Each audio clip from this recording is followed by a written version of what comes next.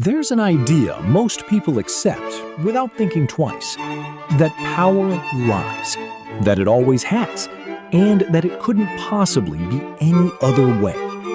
But what if that answer, as comfortable as it sounds, is incomplete? What if the real problem isn't the lie itself, but something far more sophisticated and far more dangerous? Today, on Logos and Law, we're going to explore a distinction that completely reshapes how you understand politics, truth, and power. There is a question that most people treat as rhetorical, as if the answer were so obvious it barely deserves to be asked.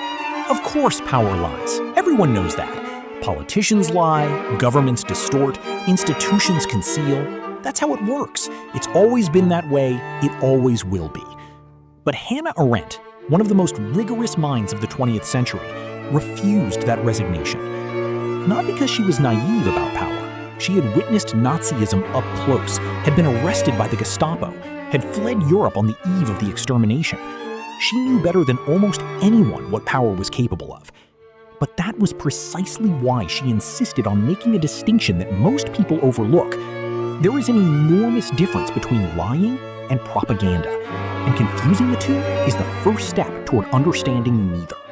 Lying is human and ancient.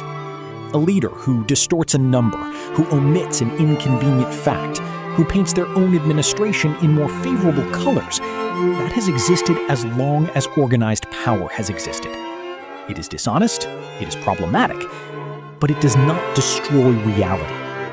The isolated lie presupposes that there is a reality to be hidden.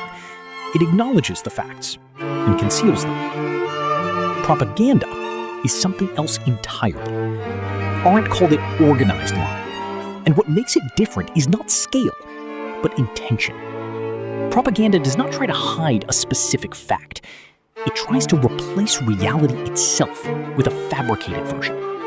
It is not about concealing what happened.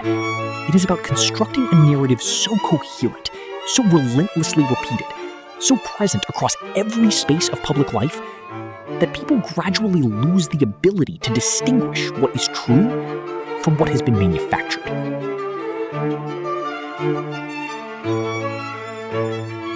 That is what Arendt saw in Nazism and Stalinism. These were not regimes that simply lied more than others. They were regimes that had understood something deeper and more disturbing about power, that truth on its own has no political force, that what people believe matters more than what actually happened, and that if you control what people believe, you control the reality they inhabit, regardless of the facts. And here is the point that troubled Arendt most. The ultimate goal of propaganda is not to convince. It is to destroy the capacity for judgment. When you are bombarded with contradictory versions of reality, when every fact is disputed, when every source is discredited by another source, you no longer know who to trust. And when you no longer know who to trust, you stop trying to find out. You surrender to the most comfortable narrative, the one that confirms what you already believe, the one that comes from whoever you have already decided to follow. And at that moment, power has achieved what it wanted, not by convincing anyone, but by exhausting everyone. Arendt was direct. Factual truth is the foundation of political freedom. Without it, there is no real debate. There is only a clash of narratives, where whoever has the most resources to amplify their version wins. Citizens lose the ability to judge their leaders because they no longer have solid ground to stand on. And democracy without citizens capable of judgment is an empty shell, with elections, with speeches, with the appearance of participation, but without the essential element that makes any of it real. Now, think about the world today. You no longer need a state ministry of propaganda to manufacture reality.